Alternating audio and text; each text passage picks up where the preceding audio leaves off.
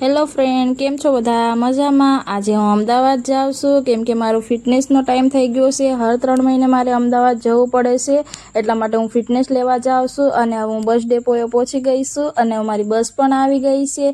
જો ફ્રેન્ડ, મારી બસ આવે છે અને હું થોડી જ વારમાં બસની અંદર પણ જઈ રહી છું અને હવે હું બસની અંદર બેસી જઈશ અને અમદાવાદ જવા માટે હું નીકળી ગઈ છું. અને નાઇટના ટાઈમે હું નીકળેલી અમદાવાદ, કેમ કે અત્યારે નાઇટે નીકળું તો હું સવારે પહોંચી જઈશ, એટલા માટે અમે નાઇટમાં નીકળેલા. અમારી 11 વાગ્યાની બસ હતી, પણ બસ થોડી લેટ આવેલી, એટલા માટે અમારે અમદાવાદ પૂગવામાં પણ મોડું થઈ ગયું. પણ હવે અમે અમદાવાદ સવારમાં પહોંચી ગયા છે અને હવે હું હોસ્પિટલ તરફ જઈ રહી છું. અને હું હોસ્પિટલ બસમાંથી ઉતરી અને છકડામાં જતી હતી અને હવે હું હોસ્પિટલ પહોંચી ગઈ છું. આ છે મારી સિવિલ હોસ્પિટલ. અને હવે હું નાસ્તાનો ટાઈમ થઈ ગયો હતો, એટલા માટે અમે નાસ્તો કરતા હતા. ત્યાં જ થોડી જ વારમાં ખિસકોલીબેન પણ આવી ગયા, એ પણ અમારી સાથે નાસ્તો કરતા હતા. અમે સાથે મળીને નાસ્તો કરેલો અને હવે મારે ટેબ્લેટનો ટાઈમ થઈ ગયો હતો, એટલા માટે મેં હવે દવા પીધેલી અને હવે હું હોસ્પિટલના ગેટના અંદર હું જઈ રહી છું. ફ્રેન્ડ્સ, આ છે મારો હોસ્પિટલ છે અને હવે હું હોસ્પિટલની અંદર જાઉં છું. અને હોસ્પિટલની અંદર જતાં એટલા પેશન્ટ તો મને નહીં દેખાયેલા, પણ હું જ્યારે મારા વોર્ડમાં ગયેલી ત્યારે બહુ બધી ભીડ હતી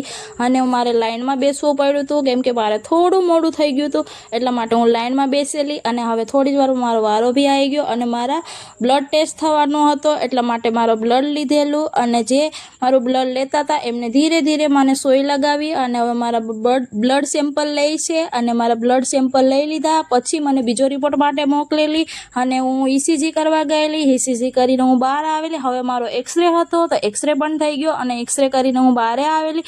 બધા જ મારા રિપોર્ટ થઈ ગયા હતા, એટલા માટે હું હોસ્પિટલની બહાર ગયેલી. અને બહાર જતાં ત્યાં જ હોસ્પિટલમાં એક ગાર્ડન હતું, તો અમે થોડી વાર ગાર્ડનમાં બેસેલા. ત્યાં થોડી જ વારમાં પ્લેનનો અવાજ આવેલો અને ધીરે ધીરે મેં ઉપર જોયેલું તો ત્યાં પ્લેન આવેલું. પણ મને એવું થયેલું કે હું ક્યારે પ્લેનમાં બેસીશ, પણ હું પ્લેનમાં તો ના બેસી શકી. મેં ઉપર જઈને પ્લેન જોયેલું અને હવે મને બહુ ભૂખ લાગી હતી, એટલા માટે અમે જમવા માટે ગયેલા.